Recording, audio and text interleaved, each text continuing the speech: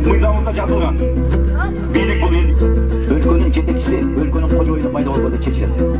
Бизге ишеним пайда болгондо чечилет.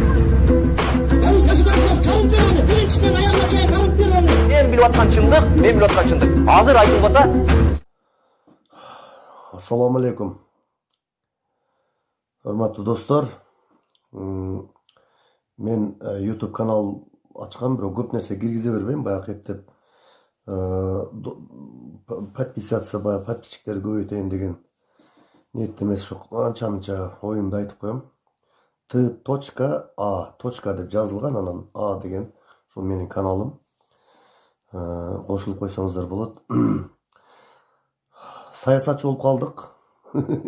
Кыргызстандын бардыгы. Элибиз баарыбыз. Бирок бул да жакшы нерсе. Адилеттүүлүк, баягы жарылалбай турган нерселер топтолбостон бат-бат чыгып туруп мындай адилеттүүрөөк болот да, бул буюрсачы. Ошентип алдыга жылабыз иншалла. Ар бир боюнча бирден темаларды чыгарып турсак болот. Бизде башкаруу системасы өзгөрүш керек. Муну акылдуулар да ойлонуп атса керек. Мен мына Бабанов жөнүндө айтайын дедим эле.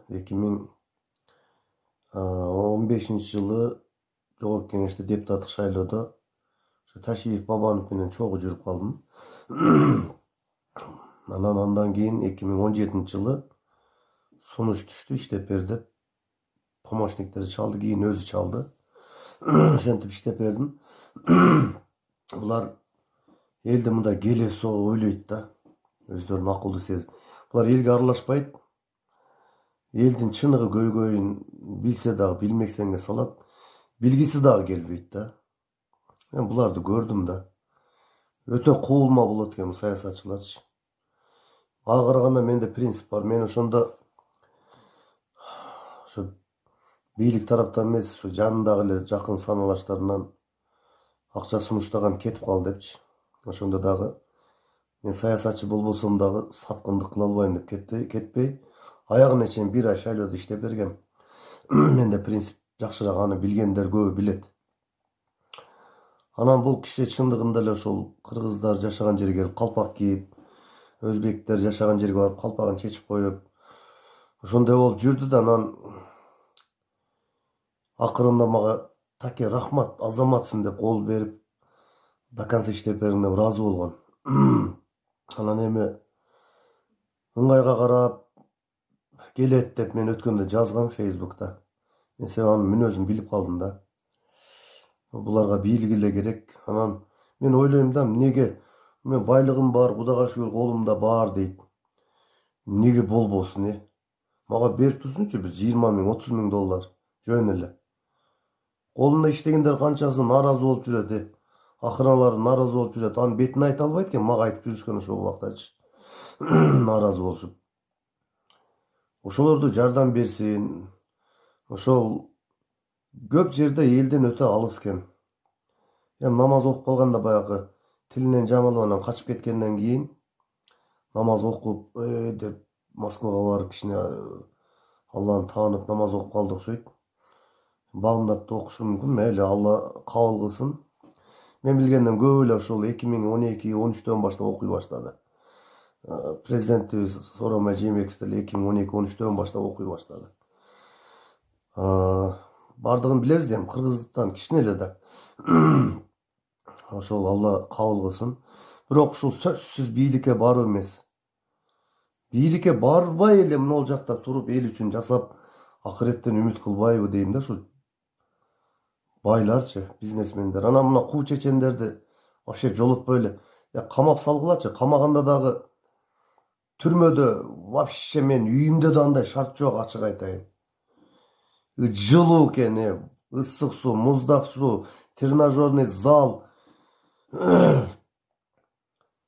Болбосо ошо УКМКнын немесине ошол кичине Атамбаев жаткан жерге мени да киргизсеңер жакшы болот эле.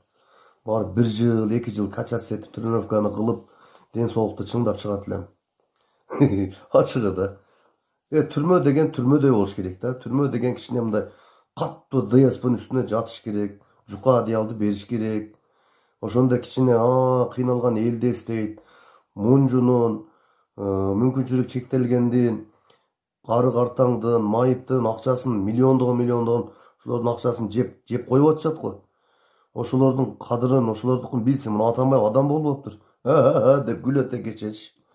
Өздөрү ок атып алып, анан мына Садыр Жапаровдун адамдарына же Сооронбай Жээнбековдун бийлигине кош бийлик болуп калды кече, Кудай сактап. Ошолорго шылтайбыз деди, окшошпой калды. Бранжилет кийип барышты. Булардын колунан жакшылык келбейт. Мен атын атайм, беки жүздүлөр билип деле калдык. Ошон үчүн туугандар калыстыктан тайбайлы. Ошол жердеги шарттарды өтө жакшы түзүп коюпсуңар. Түрмө деген түрмөдөй болсун. Мына карапайым элдер жашоосу андай эмес. Бир жумада бир баняга түшсө анда дагы.